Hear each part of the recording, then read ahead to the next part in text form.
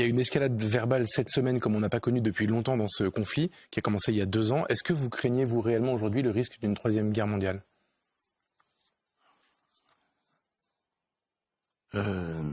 Oui. Parce que on a un président matamor, et la preuve qu'il n'a pas réfléchi, c'est qu'il a été désavoué par le monde entier de ceux qui étaient ses soutiens.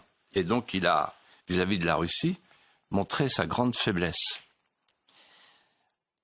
Je dis oui, mais j'ai mis du temps à répondre oui parce que on peut sortir de cette phase compliquée.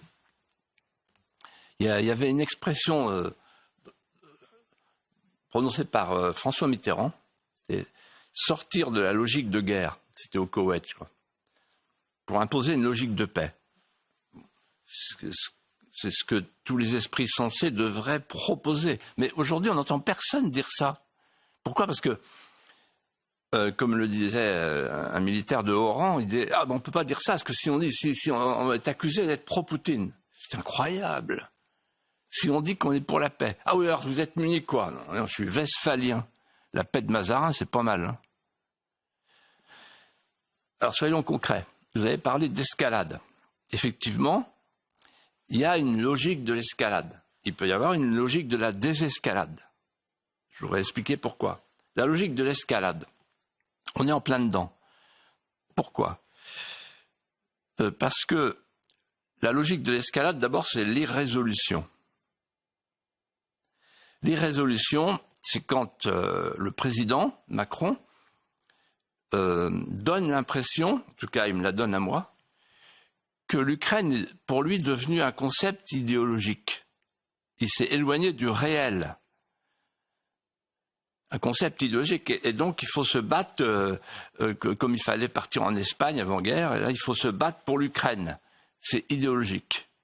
La détestation de la Russie, de tout ce qu'elle représente, ça sent l'idéologie. Mais quand on est chef d'État, on fait attention, on revient au réel. Et il tourne comme une toupie. Deuxièmement, il y a toutes les erreurs d'appréciation. J'en citerai 3 qui sont spectaculaires. C'est les tartarinades. Première tartarinade, les sanctions vont mettre à genoux la Russie. C'est Bruno Le Maire. Il faut citer les grands auteurs. Et finalement, les sanctions, elles ont pas mis à genoux la Russie, elles nous ont mis à genoux nous. Elles ont profité aux États-Unis, qui nous vendent son gaz les kiffer. C'est un travail de professionnel. Et nous, ça nous a considérablement affaiblis. En plus, on paye. Deuxième tartarinade, la Russie est isolée. On a vu. Isolée avec tous les BRICS, isolée avec le Brésil, avec la Chine, avec l'Inde, avec le Moyen-Orient, avec l'Afrique. Par contre, qui est isolé, c'est nous. C'est nous, puisque l'Europe, puisque les États-Unis s'en vont sur la pointe des pieds, retrouvant l'esprit de la doctrine Monroe, c'est-à-dire l'isolationnisme. Troisième tartarinade, la contre-offensive a commencé. Il y avait une chaîne de télé qui est spécialisée dans l'affaire de l'Ukraine et qui a dit pendant des mois, la contre-offensive est en train de réussir. Et tous les Français l'ont cru. Bon, alors que sur le terrain, on voyait bien que c'était pas vrai. Il y avait simplement un front à la coréenne. Bon. Et maintenant, on ne peut plus cacher que la contre-offensive a échoué, puisque c'est le chef d'état-major des armées de l'Ukraine qui l'a dit. Bon. Donc, quand vous accumulez les tartarinades, et que vous dites, et que je dis, vous allez voir, je vais vous faire la guerre, moi je suis plus fort que vous, etc., on se dit, oh là là, la nouvelle tartarinade. Vous voyez ? Et même Scholz, qui est quand même pusillanime, s'en est aperçu. Troisièmement, et c'est peut-être le plus grave, Emmanuel Macron n'a pas du tout la sensibilité qu'avait quelqu'un comme Chirac par rapport à la Russie ou De Gaulle. Il y a une phrase de Talleyrand qu'il faut avoir présent à l'esprit, Talleyrand dit « Je connais 1000 façons de faire sortir l'ours de sa tanière, je n'en connais aucune pour l'y faire rentrer. » Et il y a un proverbe russe qui dit, qui est très parlant, quand la force est là, l'intelligence est inutile. En d'autres termes, les Russes sont les Russes, ils ont un tempérament, et il faut connaître le tempérament des peuples. Et les Russes, ils sont au premier degré. Et quand vous dites à un Russe, je vais te foutre sur la gueule, le Russe, il dit, ok, d'accord. Vous voyez, alors que, en fait, Emmanuel Macron, c'est le jeune acteur du Touquet, d'Amiens, avec la souffleuse dans la trappe, et il est dans le verbe. Et Guillaume Bigot disait une chose extraordinaire avant-hier.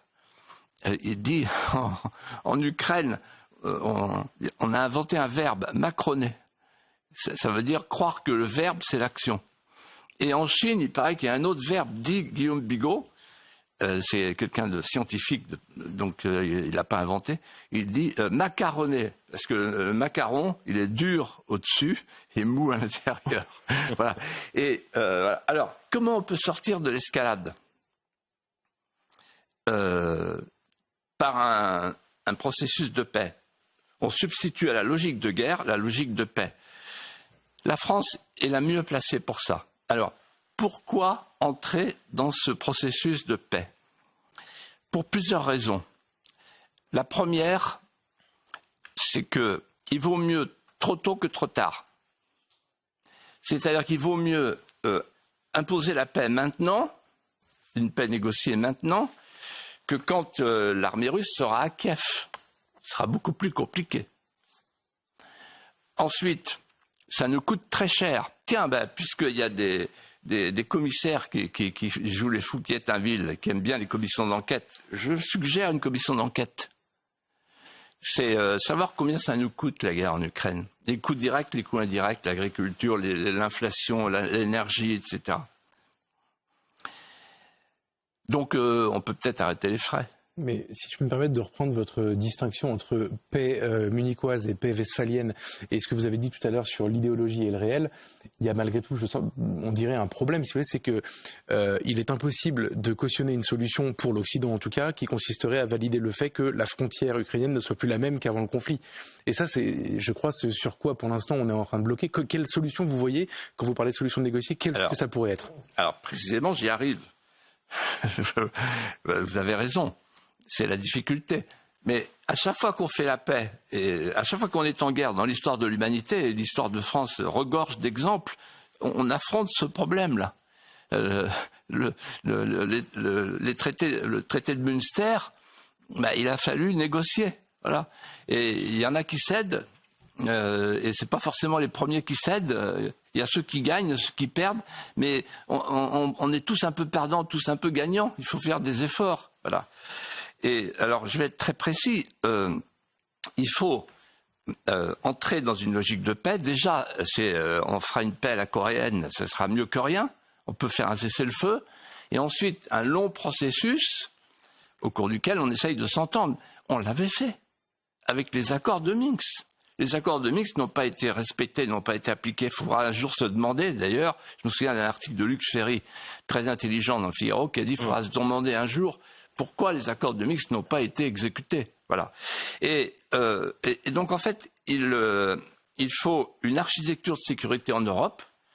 Pour moi, il est impensable que l'Europe fasse rentrer l'Ukraine dans l'Europe, sinon c'est la fin de l'Europe, la fin de notre agriculture, etc. Il y a 700 milliards de dégâts. Bon.